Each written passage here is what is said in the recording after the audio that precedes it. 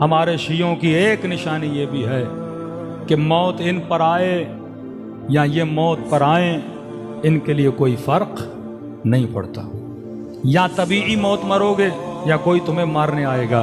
فرمایا دونوں صورتوں میں یہ ڈرتے نہیں ہیں، یہ جذبہ شہادت دے دیا کہ دنیا کی زندگی محدود ہے۔ یہ حبیب ابن مظاہر، مسلم ابن اوسجا، ہانی ابن عروہ، جناب سعید، جناب جون، یہ ان کا کردار شجاعت ہے۔ جناب نوفل، جن کا خیمہ قریب ترین خیمہ تھا امام حسین کے ساتھ، بہترین تیر انداز تھے، کہتے ہیں اندھیری رات تھی، اب ظاہر ہے یہ چوکن رہتے تھے کہیں دشمن حملہ نہ کرے خیموں پر،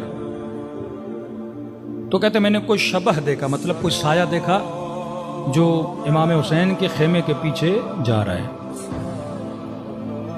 تو مجھے شک ہوا کہیں ایسا تو نہیں کہ پیچھے سے دشمن نے اٹیک کیا، تو کہتا ہے میں نے اس سائے کا پیچھا کیا، جب آگے بڑھا تو میں نے دیکھا کہ یہ میرے آقا امام حسین ہیں، چلتے جا رہے ہیں چلتے جا رہے ہیں۔ اب کہتا ہے یہ نہیں کہ میں امام حسین کی کوئی جاسوسی کروں کہ مولا کہاں جا رہے ہیں، کہ حفاظت کی نیت سے، کہ رات کا اندھیرا ہے، مولا اکیلے نکلے ہیں، کہیں سے دشمن اٹیک نہ کر دے۔ کہتا پیچھے چلتا گیا، امام حسین نے محسوس کیا کوئی آ رہا ہے، امام نے کہا نوفل تم ہو؟ میں نے کہا جی مولا۔ کیوں کر رہے ہو میرا پیچھا؟ میں نے کہا مولا پیچھا نہیں کر رہا، خوف تھا کہ رات کا اندھیرا ہے، آپ اکیلے چل رہے ہیں صحرا میں، کوئی حملہ نہ کر دے آپ کی حفاظت کے لیے۔ امام نے کہا گیا۔ جناب نوفل کہتے ہیں امام حسین نے میرا ہاتھ پکڑا اور ٹہلنے لگے ہاتھ پکڑ کے صحرا میں۔ اس رات کہتے ہیں کہ چاند نکلا ہوا تھا اور اس کی روشنی نے کربلا کی زمین کو روشن کیا ہوا تھا۔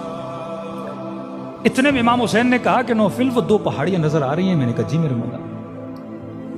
کہ دیکھ ان پہاڑیوں کے پیچھے کوئی نہیں، نہ لشکر یزید ہے نہ کوئی سپاہی ہے، کہ دیکھ اب بھی اگر چاہتے ہو نا جانا تو چلے جاؤ، پہاڑیاں نزدیک ہیں، پیچھے کوئی نہیں، وہاں سے تو چل، اب بھی جانا چاہتے ہو۔ حالانکہ امتحان لے چکے تھے خیموں میں چراغ بجھا کر،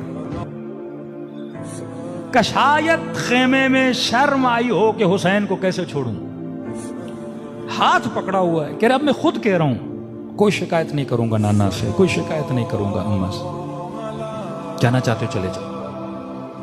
جناب نوفل کہتے ہیں مجھے اتنا دکھ ہوا میں مولا حسین کے قدموں پہ گر پڑا،